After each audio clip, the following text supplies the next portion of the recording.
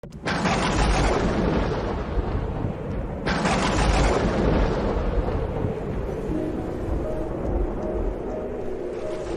Seigneur soit avec vous. Et avec votre esprit. Évangile de Jésus-Christ selon saint Luc.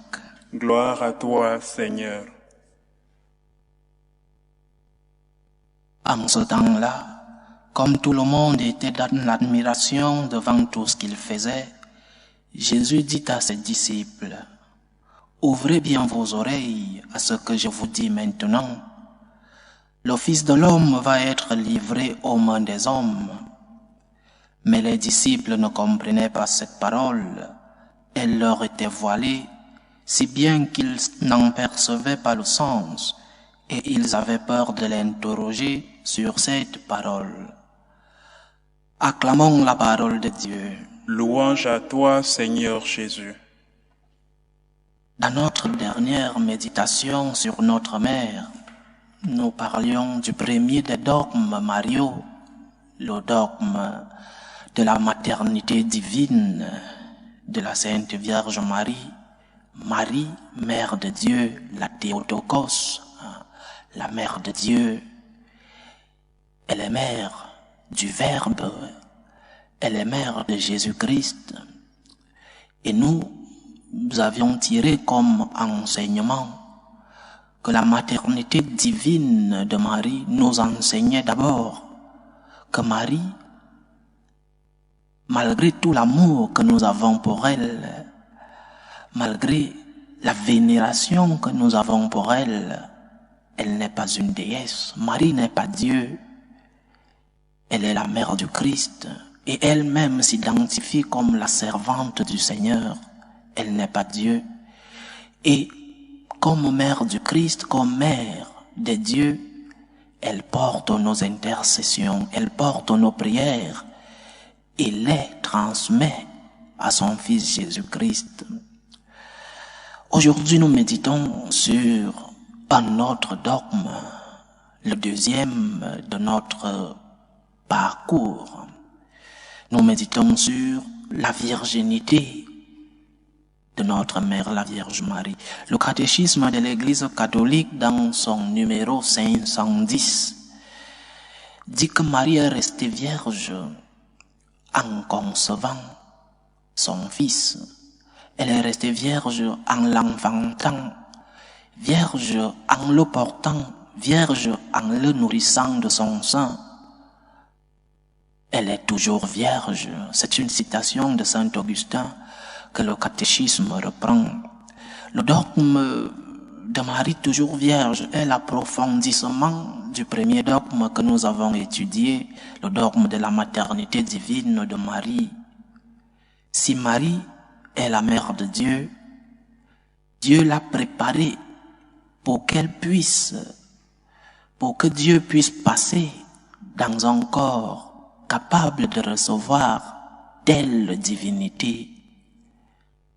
Si Marie est la mère de Dieu, alors Dieu a préparé un corps pour pouvoir s'incarner en ce corps, pour pouvoir arriver aux hommes en tant qu'homme. Donc si Marie est la mère de Dieu, Dieu l'a préservée. Nous parlerons de notre dogme après le dogme de l'Immaculée Conception. Mais Dieu l'a préservée physiquement du moins du péché originel. Elle est vierge. Elle est vierge avant l'enfantement, pendant l'enfantement et après l'enfantement. Elle est toujours vierge. De ce fait, dans notre culture, le mot vierge est devenu comme un nom propre. Nous disons la Vierge pour parler de la Vierge Marie.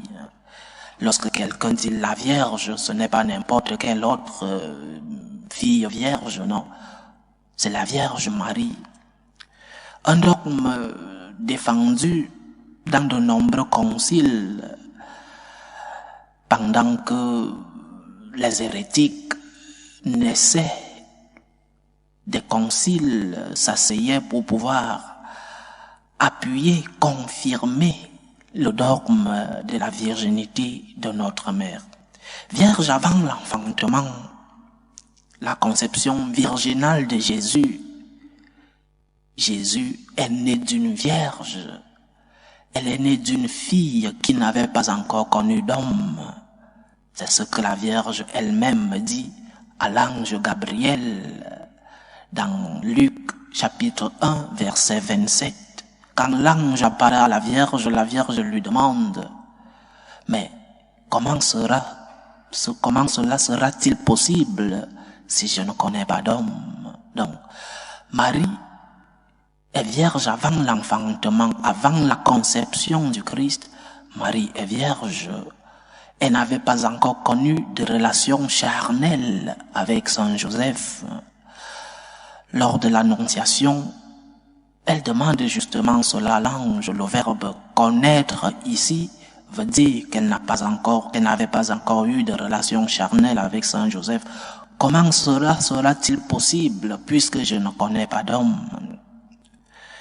Elle est vierge pendant l'enfantement. C'est peut-être l'aspect le plus surprenant et le plus difficile à comprendre. Comment une femme peut-elle donner naissance à un enfant et rester en même temps vierge? L'enfantement virginal de Marie est quelque chose de miraculeux. Marie est préservée de la douleur de l'enfantement. Le même Luc, dans le chapitre 2, verset 7, nous dit que Marie elle-même emmaillota l'enfant et le coucha dans une mangeoire. Nous savons tous qu'une femme qui vient d'accoucher est fatiguée, est très difficile elle-même d'emmailloter son enfant et de faire coucher cet enfant dans une mangeoire. Marie n'a pas perdu son intégrité physique pendant l'accouchement, un accouchement miraculeux. Et c'est où entre la foi dans notre Église et dans notre compréhension des dogmes. Comment une femme, fût-elle vierge avant l'enfantement, peut préserver cette virginité pendant l'accouchement. Des miracles de Dieu. Dieu a préservé sa mère de la douleur de l'enfantement. Elle est vierge après l'enfantement aussi. Jésus n'a pas eu de frère. Marie n'a eu qu'un seul fils, Jésus.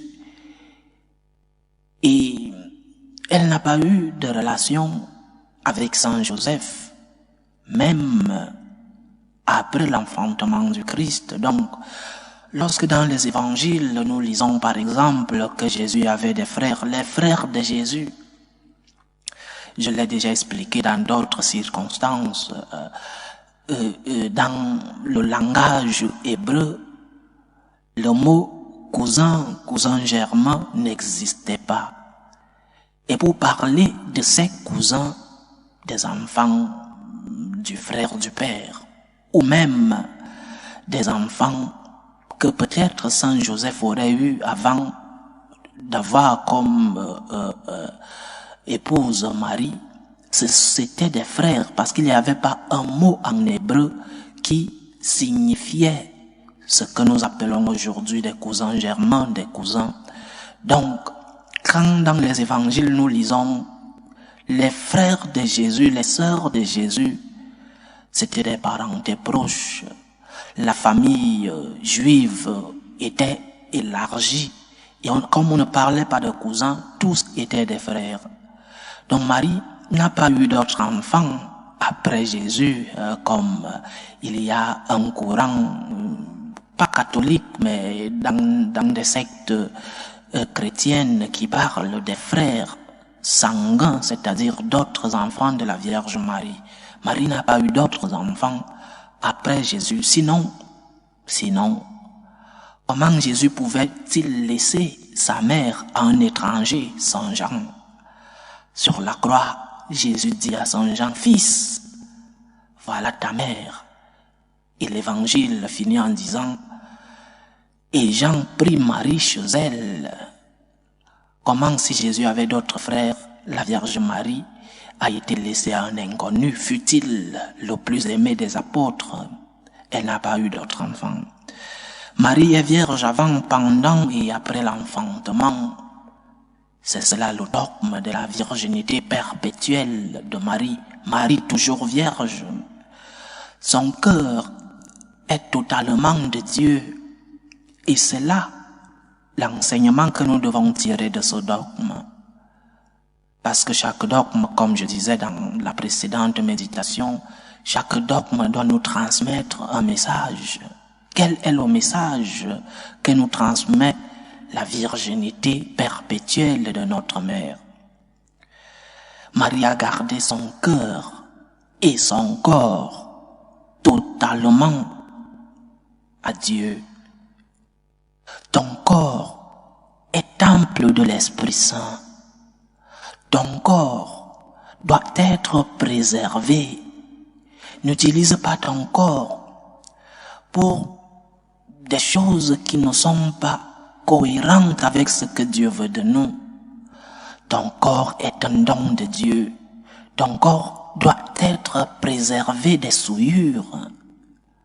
Prends soin de ton corps, c'est un don de Dieu et il est temple de l'Esprit Saint. Parce que ton esprit vit dans ce corps. Si nous ne prenons pas soin de nos corps, nous sommes en train de nier ce qui est un don de Dieu. Le corps que nous avons est précieux.